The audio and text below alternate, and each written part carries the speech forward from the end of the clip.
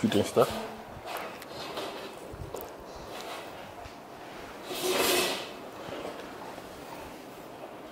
Ça va? Ça va? Ça va, tu n'es pas trop stressé? Pas un peu stressé, mais ça va. Un peu stressé, mais ça va. Je me présente, moi c'est Gouin Yves Constant, à l'état civil. Daniel, épouse Gouin.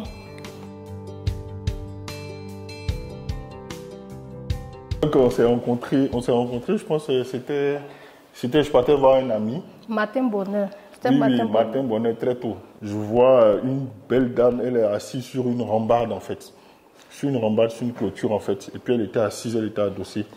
Et puis je lui ai dit, bon, quand tu vois la forme de la fille en fait, c'est ça qui m'a marqué en fait. Je l'ai vue de dos, elle avait des cheveux. Scanné. Donc j'ai fait un scan rapidement là. Et puis je me suis dit, attends, il faut que je l'interpelle. Donc tu vois, un TAB rapide, une technique d'approche, je lui ai dit, je t'ai dit, faites attention demoiselle, vous pouvez tomber à tout moment. Et puis tu as dit... le protecteur façon. Toi-même, tu as vu. Donc c'est ce que j'ai dit. Et puis après, je pense que quand on est sorti, tu n'as même pas répondu. J'ai pas répondu. Tu as dit oui, d'accord, ok. Mais dans mon cas, j'ai dit, il dit quoi? Matin bonheur là. Bon, après, son ami m'a approché le lendemain, je pense. Ouais. Et il m'a dit que mon ami avec qui tu as causé hier voulait ton numéro. J'ai dit, quel ami? Bon, je ne voulais pas donner, il a tellement insisté que j'ai donné mon numéro. Comme ça que et puis le gars m'a accéléré. C'est comme ça que tout est parti. Hein. On était des lions blessés. Hein. Oui. Ouais, on avait des gourmets. Chacun venait d'un gourmet. Voilà, on donc, était blessés. Bon, on avait personne. Elle aussi, elle était blessée. Ouais. Donc, bon, on ne peut pas dire que... Il y a un point où tu es blessé. Voilà. Et puis, bon, tu es là, tu ne sais pas... Vous n'êtes pas ensemble, vous êtes ensemble. C'est-à-dire que c'est ni oui ni non, vous êtes dedans, machin.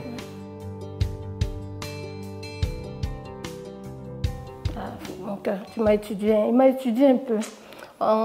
Il faut dire qu'on a commencé à sortir ensemble en 2015 et on a fait le mariage en 2021. Donc vous-même calculez. Le gars a beaucoup étudié, mais par la grâce de Dieu. Non mais on est des Africains. C'est ce que je veux dire. Quand ça c'est un départ. Vous savez, en Afrique il y a des procédures, c'est pas comme chez les Blancs. Donc il faut qu'on prenne en compte le coco.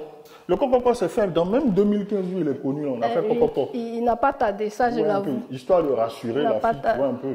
En 2018, on a fait la dot qui était le mariage traditionnel en fait. Donc, et en 2021 2021, vous voyez qu'il y a plusieurs étapes. Donc si on veut voir en fait le vrai mariage, on est des Africains. Et c'est ce signé papier là qui est vrai mariage. C'est africain là, il est payé d'autres là. Donc on peut dire que j'étais marié en 2018. 2021, le mariage.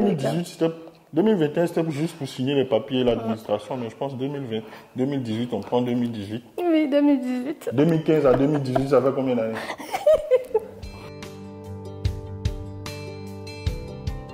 À quel moment, je dirais, ça commençait à devenir sérieux, c'est quand... parce qu'en fait, moi, je travaille à l'intérieur de la Côte d'Ivoire, en fait, donc je voyage beaucoup. C'est quand elle a décidé de prendre un car et puis aller me retrouver où j'étais. À Séguéla. Tu es obligé de préciser Séguéla. Oui. Elle veut montrer le sacrifice, en fait. Ouais.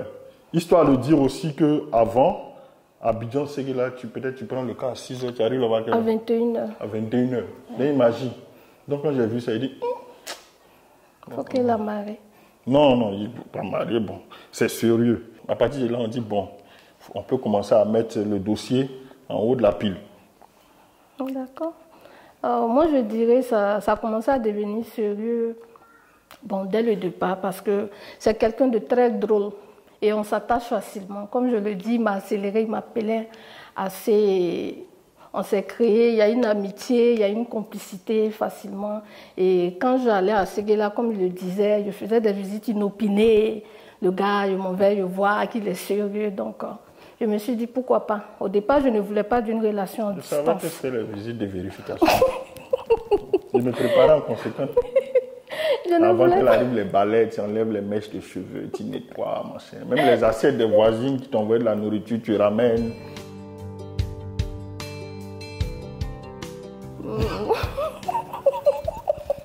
Ma maman va regarder, ma belle-mère aussi regarde. Ce qui m'a poussé à aller, comme je le disais, je ne voulais pas d'une relation à distance. Donc, il m'a fallu 1 an pour m'ouvrir véritablement. Je ne voulais pas, vu qu'il était à l'intérieur, il fait beaucoup les missions. Et vous connaissez les gens qui vont en mission, on a toujours des appréhensions. Voilà, ils font beaucoup de choses. Qu'est-ce que tu veux dire par là? C'est pas plus clair. Tu sais, mon mari. Ça veut dire que quand tu es un gars, tu vas beaucoup en mission. On dit que tu fais les déportivos. Tu vois un peu, les gens te disent que fais attention à ce gars-là, c'est pas les gens des missions. Chaque ville où il s'en va, il a une go. Tu vois un peu. Toi, tu n'es pas sa seule, toi, tu es sa go d'Abidjan quand il va à Boaké. Et puis en plus, je voyageais beaucoup, Boaké, Mankono, toutes ces villes-là. Donc on lui disait, ce genre de gars-là, chaque ville, il a un déportivo là-bas. Il a un déportivo là-bas. Oui. Et je voulais vérifier ça, je voulais vraiment me rassurer. Et après, la distance aussi nous causait beaucoup de problèmes. On se disputait beaucoup, il n'y avait pas de confiance. Moi, en tout cas, moi, personnellement, malgré tout ce qu'il faisait pour me rassurer, mais je n'avais pas vraiment confiance en lui. Et après, j'ai décidé d'aller, pourquoi pas, de lui donner une chance et puis d'aller lui rendre visite, de vivre ce qu'il vit.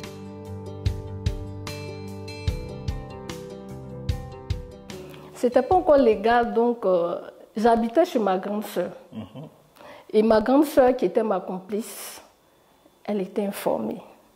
Mais si je disais à maman que je partais à Séguéla, pour la petite anecdote, c'est qu'au départ, quand je l'avais connu, le premier jour, il était venu à la maison, puisqu'il venait chez le voisin. Ouais. Et il m'avait invité quelque part, le premier date. Et quand il est venu, le gars, il était frais, tout beau, mais là, il avait porté tout rouge. Donc ma grande soeur a dit, le gars, il est en tout rouge. Au départ, je n'arrivais pas à retenir son nom. Gouin, c'était difficile. Donc bon, comme on n'arrive pas à retenir son nom, on va l'appeler Yatin. Un peu comme le film Yatin, là. Oui. Genre les féticheurs, là. Donc, parce qu'il était bien rouge, on m'appelle Yatin. Donc dans mon téléphone, c'était Yatin. Donc quand je devais partir à Séguéla, j'ai dit à ma grande sœur, je vais aller voir Yatin et tout.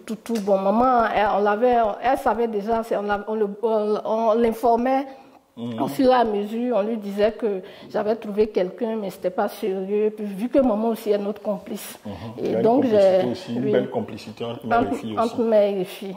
Et donc j'ai décidé de partir, mais sans informer maman. Sinon elle me dit de faire, je ne sais que... Oui, c'est vrai, parce qu'en fait, c'était loin.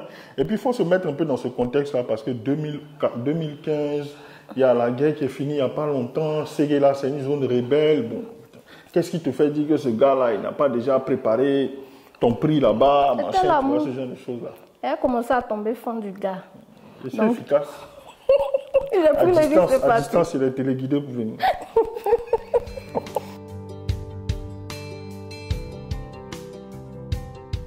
Oui, effectivement, il y a une demande.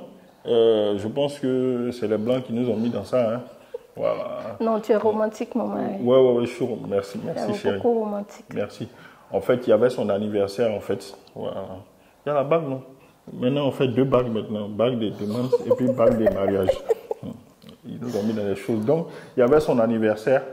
Et puis, je me suis dit, c'était l'occasion rêvée de pouvoir faire ma demande devant tout le monde. Donc, quand je lui donnais ses cadeaux, je me suis agenouillé, j'ai mis mon genou à terre. Un Africain que je suis. J'ai dit, bon, chérie, est-ce que tu veux m'épouser? Est-ce que tu veux devenir ma femme? J'ai dit oui. Voilà. Automatiquement, je n'ai pas attendu. Tu peux dire non. J'attendais trop ça. Non, mais on avait déjà fait la dot, donc c'était prévisible. Mais bon, tu as raison quand même. Il y a des gens qui font la dot, ils sont là, ils se dotent dans Côte d'Ivoire, seulement ils n'avancent pas au mariage. Donc, tu as raison aussi. Elle a été vraiment belle. J'ai vraiment apprécié la demande. Merci, chérie. Ça s'est fait naturellement, c'était bon.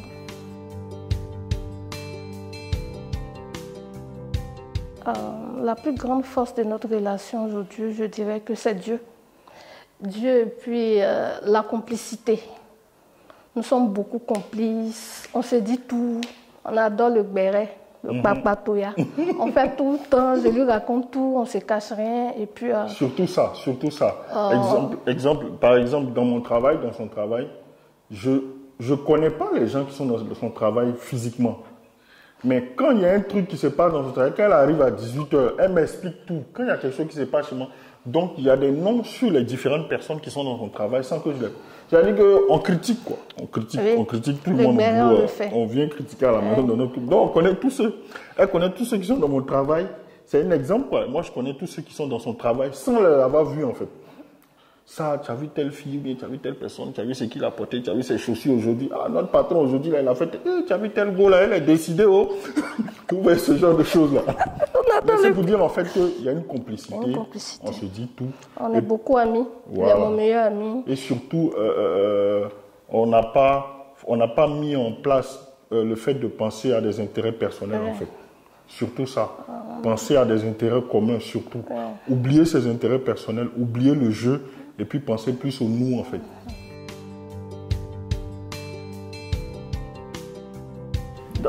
Vas-y, physiquement.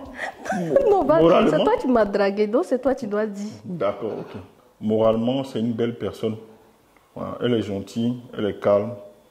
Et puis, elle est, je dirais, elle est un peu mon phare qui me ramène à chaque fois au port, en fait. C'est cliché un peu, mais je peux dire ça, en fait. Parce que c'est ma tranquillité, en fait. Comme moi, je suis un peu plus bavard, un peu plus chaud. Donc, c'est elle, surtout ça. Voilà, c'est ça qui me plaît chez elle, en fait, c'est son calme, c'est ça. Le fait qu'elle soit mature, voilà, dans tout ce qu'elle fait. Et puis le fait qu'elle soit structurée, en fait. Je dirais qu'elle me complète, en fait, en quelque chose, en fait. Parce que je donne des anecdotes. Moi, je vais au contact, je suis plus vif, en fait. Je suis plus dans le feeling, alors qu'elle est plus dans la préparation, machin, tout. Donc ça, c'est surtout ça. Maintenant, physiquement, là, vous voyez, hein. Est-ce qu'une go comme ça, toi, tu peux dire que tu ne veux pas? Ce qui me plaît le plus chez lui, c'est sa loyauté. Sa loyauté parce que quand il promet quelque chose, il le fait. Il est protecteur. Et je dirais que quand je suis avec lui, je sais que j'ai une épaule, j'ai un maître, j'ai un chef. Je l'appelle ancien parce qu'il a beaucoup de sagesse. Il est beaucoup humble. Donc, c'est ce qui me plaît chez lui. Maintenant, physiquement, le gars, il est frais. Pas s'est menti. Il est frais, il a une belle prestance, il a de la carrure. Sans blague. Il s'est fait. Donc, c'est ce qui me plaît beaucoup chez lui.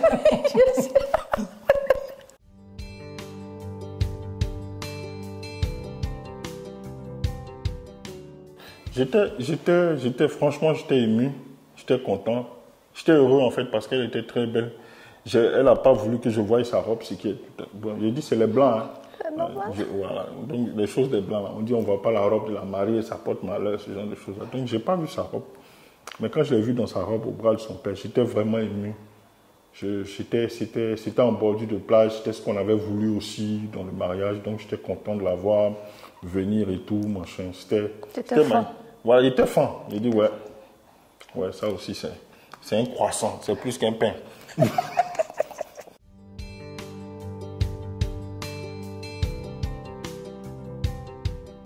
Je dirais difficile.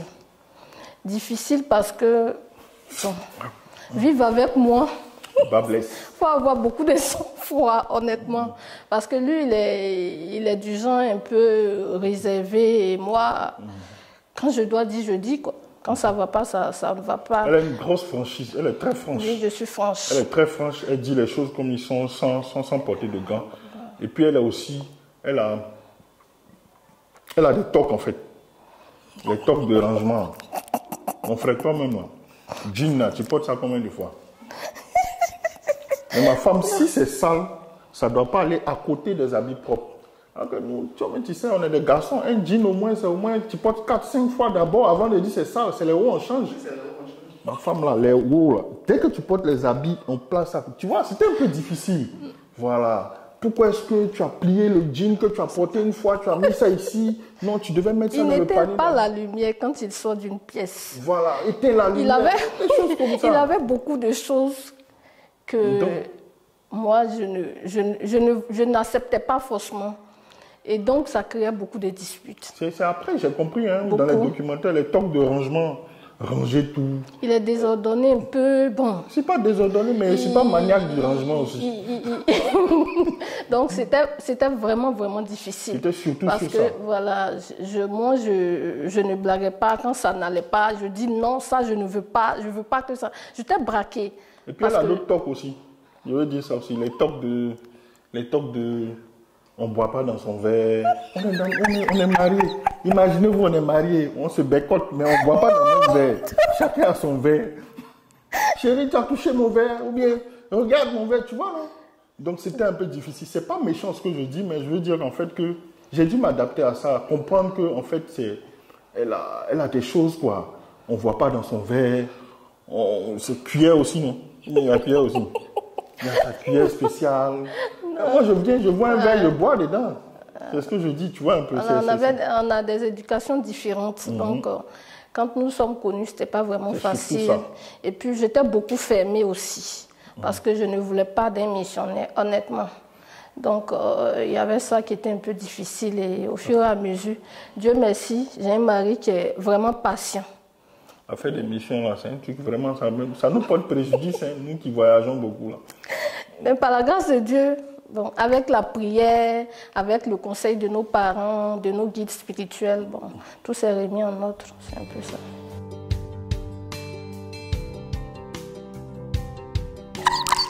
Les défauts sont beaucoup. Non, défauts qui me complètent. Son défaut, c'est le plus grand défaut. Bon, au niveau de son caractère, de sa manière de se comporter, je n'ai rien à lui reprocher. Mais son gros défaut, j'ai répété ça ici. Oui, tu m'as dit. Ah. Répété. On est déjà mariés. Si toi-même tu dis c'est cuit de ton mari, tu mets au dehors. Son défaut, c'est qu'il ronfle beaucoup. Oui, il ronfle beaucoup. Et au début, ça m'a fait fuir. Ah, joli garçon comme ça, tu dors, tu ne peux pas dormir. Le gars, il ronfle. Mais aujourd'hui, c'est ma berceuse. Vraiment. Quand il ne se sent pas bien, quand il ne va pas bien, quand il ne ronfle pas, je sais qu'il ne va pas bien. Quand je ne ronfle pas, elle me tape. Voilà. Qu'est-ce qu'il y a? Tu es malade. Qu'est-ce qu'il y a? Tu ne ronfles pas. Je dis non. Donc, c'est son plus gros défaut.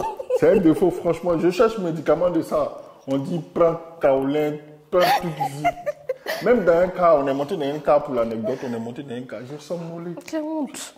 Je vois ma femme me tape. Je n'ai pas dormi. Qu'est-ce qu'elle dit que tu ronfles? Tout le monde te regarde dans le cas.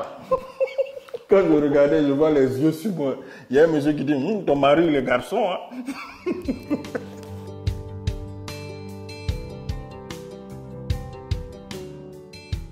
L'amour est dans le pré.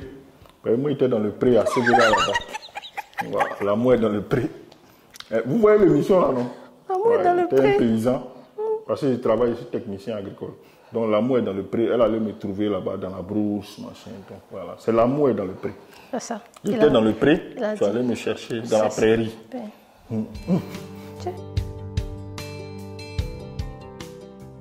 La première des choses que moi je dirais, c'est la communication. Tout est basé sur la communication. Parce que comme on le dit, d'abord, en premier lieu, dans la formation d'un couple, il y a d'abord la mise ensemble. Il va y avoir une phase de turbulence, c'est la confrontation, où chacun va venir avec ses... Tu vois, non, chacun vient avec ses gants. Forcément, vous devez passer par là. Mais privilégiez beaucoup la communication dans cette période-là. Mais la plupart du temps, ce qu'on constate, c'est que les gens arrivent à cette phase où il y a la confrontation. Ils reviennent à la nouvelle création d'un nouveau couple encore. Donc, ils sont toujours là, ils n'avancent pas. Donc, surtout la communication dans les phases de confrontation. Trouvez le moyen de vous parler, même si la personne ne veut pas vous parler. Et surtout, évitez de penser aux intérêts personnels. Surtout les intérêts communs, en fait. Moi, c'est ce que j'ai à dire. Alors, moi, je peux ajouter la prière. Parce que le foyer, il est d'abord spirituel, avant d'être physique. Ce n'est pas facile de supporter l'autre. On vient d'une famille différente, des familles différentes, et on vient se marier à quelqu'un, il a ses défauts, il a ses qualités. Bon, pour pouvoir surmonter tout ça, il faut la prière. Il faut beaucoup prier.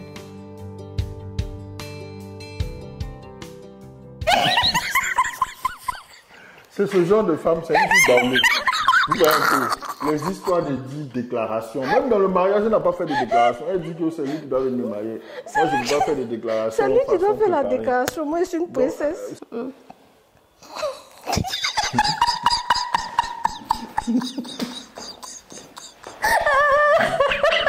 Non, la déclaration, c'est pas... Est-ce que je peux ne pas le regarder? Ouais, tu peux ne pas me regarder. Une déclaration sans regarder. Hein. On va regarder. Non, il faut me regarder. Attends. Attends, il y a pensé à quelque chose qui m'énerve. Ah, pour faire une déclaration, il doit penser à quelque chose qui l'énerve. Chérie, arrête ça. Tu es ma femme. Tu es celle que j'ai longtemps cherchée et que j'ai enfin trouvée. Comme je le dis, je le répète toujours, tu es le phare qui me ramène au port. Tu es celle que j'aime et tu es celle avec qui je vais passer le restant de mes jours. Je prie Dieu que ce que nous vivons, ça ne soit que le début. Reste tel que tu es, reste vrai. Et puis, ne laisse pas les autres te changer. Je t'aime. Je t'aime aussi, mon cœur. C'est moi. Oui, c'est toi, mais... Pourquoi on est obligé de faire? On peut laisser qu'à toi. Mon cœur, je n'ai pas l'habitude de te faire une déclaration, mais je voulais te dire aujourd'hui que je t'aime beaucoup. Oh, Jesus. Je suis vraiment... Tu as dit, oh, Jesus. Non, on reprend. Il faut arrêter de parler. J'ai dit, il ne faut pas faire oh, Jesus. Il ne faut rien dire, mon cœur. Il ne faut rien dire. D'accord, je ne dirai rien. Il ne faut pas faire comme ça. Non, il ne faut pas me distraire. Mon cœur, aujourd'hui, je veux te dire que je t'aime. C'est vrai que je n'ai pas pour habitude de déclarer ma flamme, de te dire ce que je ressens. J'ai du mal à mettre des mots sur mes sentiments. Mais aujourd'hui, j'ai décidé de faire beaucoup d'efforts et te dire que je t'aime beaucoup. Je suis fière de ce que tu es. Je suis fière de ce que tu es devenu. Je suis fière de l'homme courageux que tu es et intelligent. Je t'appelle souvent ancien. Oui, je suis fière, j'apprécie beaucoup ta sagesse, ton calme face à une situation. Et merci de me booster dans tous mes projets, mon travail. Chérie, ils vont mettre ça. Hein? Vous voyez? Non, il va continuer. Merci de me booster, merci de croire en moi, merci de me supporter, merci de supporter mes sauts d'humeur parce que c'est vraiment pas facile, j'avoue, de vivre avec moi. Donc, je pense que c'est tout ça qui fait mon charme. Amen. Donc, merci beaucoup, merci pour tout ce que tu es. Et je veux te dire que je t'aime très, très fort. Moi aussi, je t'aime, mon amour.